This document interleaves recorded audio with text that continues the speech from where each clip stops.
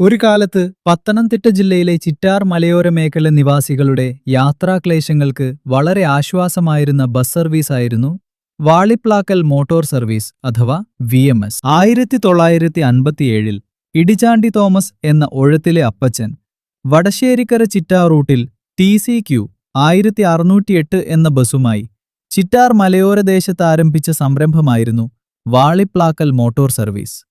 തുടർന്ന് മണ്ണാറകുളഞ്ഞി ചിറ്റാർ റൂട്ടിൽ നടത്തിയ സർവീസ് 1961 അവസാന കാലഘട്ടത്തിൽ നിർത്തലാക്കി. അതിനുശേഷം അദ്ദേഹത്തിന്റെ മകൻ തോമസ് സാമുവേൽ 1964 മുതൽ 1968 വരെ 4 വർഷത്തോളം പത്തനംതിട്ട ചിറ്റാർ റൂട്ടിൽ KLQ 4463 എന്ന ബസ് VMS എന്ന പേരിൽ വീണ്ടും സർവീസ് നടത്തി.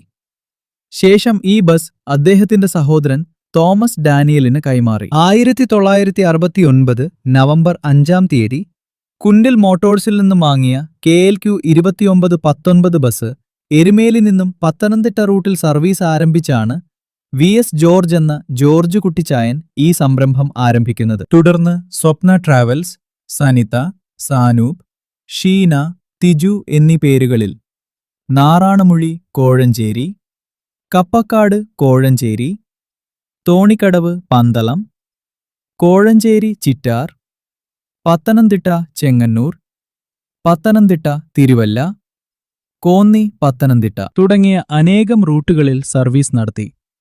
2025 നവംബർ 5-ാം തീയതി 56 വർഷം പൂർത്തിയാക്കി ഇന്നും സർവീസ് തുടരുന്നു.